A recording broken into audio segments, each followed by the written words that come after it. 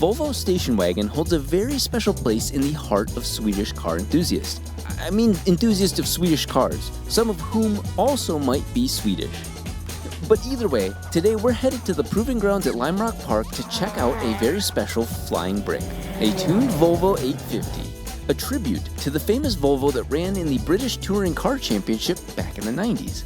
We've also got a stock version of the same car to do a kind of before and after thing. If you're of a certain age, this is your first experience in a Volvo, in the back seat, whether it was your parents' or grandparents' car. While we're not here for this car particularly, it does let me ask the question, hey Jacob, are we there yet? Not yet, Rob. Couple more minutes. Here, you hungry? Take a granola bar. I don't want Honey Nose. It's gonna make a mess everywhere.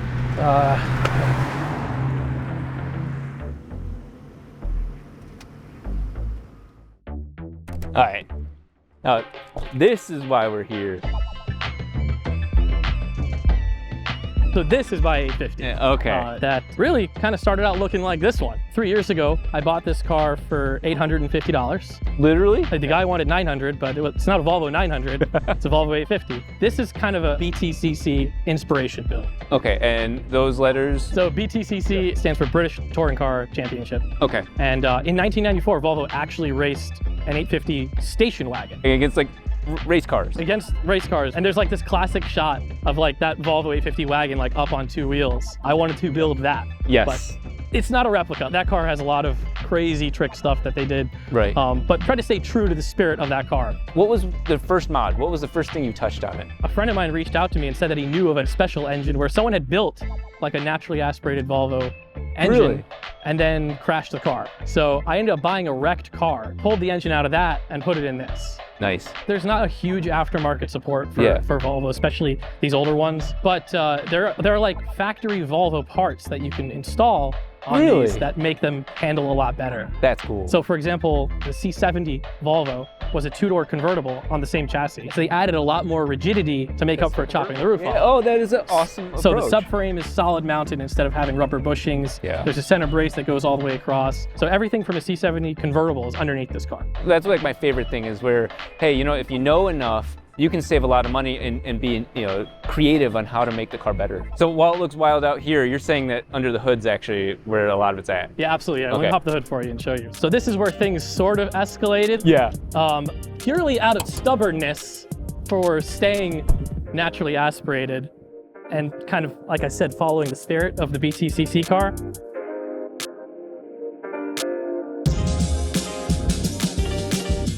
So we have individual throttle bodies, and these are actually from a BMW S85 V10. I have to ask, can I drive this? Well, you don't get to drive this before you drive that. Okay. See where it came from. Fair enough, but I at least get to have my snacks.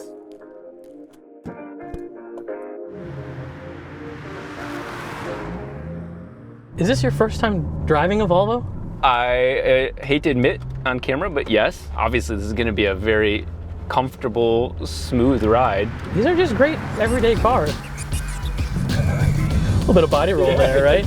Just a little bit. Looks like we have a doodle pad sliding around in the back seat. I want you to take it around. We'll swap seats right now. Okay. You know what, like with my car, you're gonna feel body roll too, because body roll is not necessarily a bad thing. That's maturity speaking right there. That's something that took me a while to figure out. Yeah, controlled weight transfer is good, but obviously this understeer is the biggest issue. So yeah, one thing that, as many people do with front-wheel drive cars, is upgrade the rear sway bar. Oh yeah. From there, you know, a lot of it was like driver controls, like this huge steering wheel. It's really hard to hang on to, and you have to cross your arms.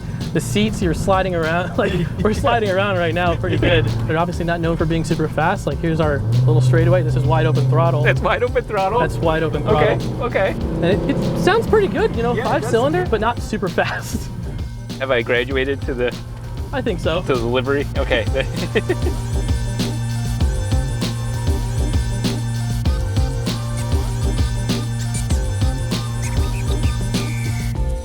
So I had to ask, why did Volvo race station wagons at all? Here comes the Volvo.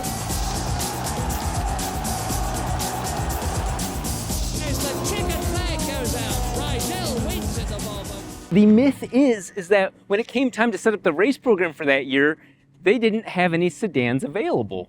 While they did have a distinct advantage with aero in the back of the vehicle, they were down on power. So with the rules requiring the valves to be at a certain angle, they ended up machining the heads at another angle to make up that precious horsepower. Did that help them win? Well, no.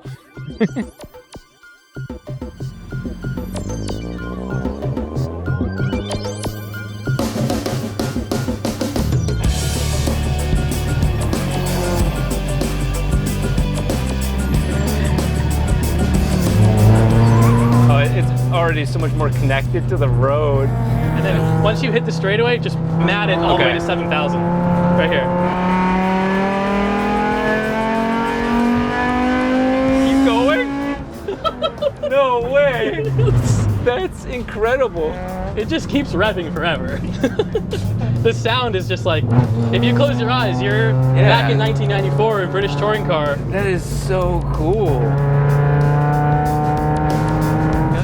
And then, like, you know, that smaller steering wheel really makes the rack feel faster, it makes everything more responsive.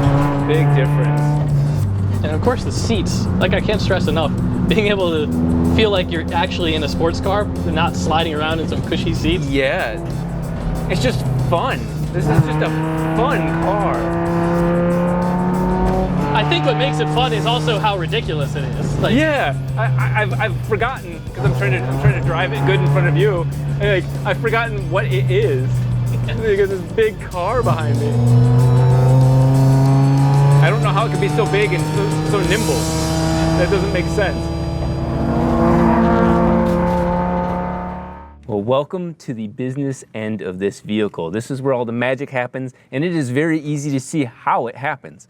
Air goes in through here, makes horsepower here, and comes out the exhaust over here. Very linear process. But it's the entrance of air that I think is really impressive.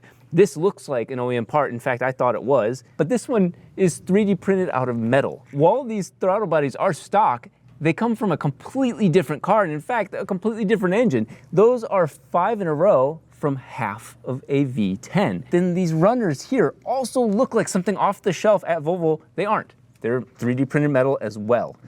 Go to the engine, of course, ported and cammed and all those sort of things. But then down here, another piece, custom exhaust, 5 runners, all equal length, running down to about the middle of the car, out the back.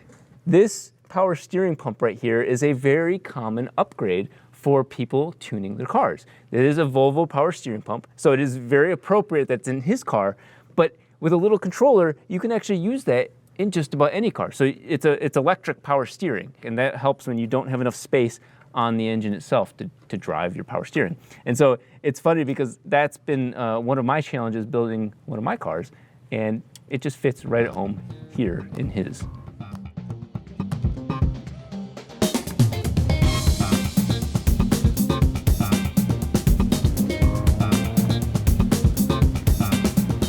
This car was really built in the golden era of touring cars. They really hadn't fleshed out the idea that people would buy these performance versions of sedans or even station wagons, but the emotion was there, and that's why it's cool to see that Volvo had taken this car and raced it. Why do you need a performance version of a daily driver? Well, I think emotionally it's very obvious why you'd want something like that.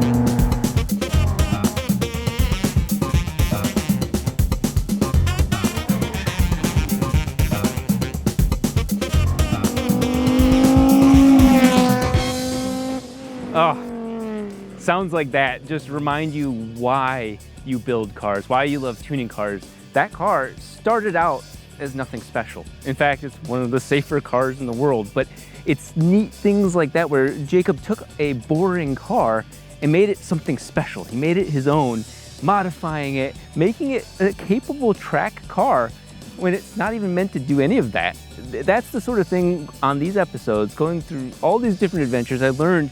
You just see the individuality, you see each person's personality come out as they take something as weird as a Volvo 850 and turn it into their dream car.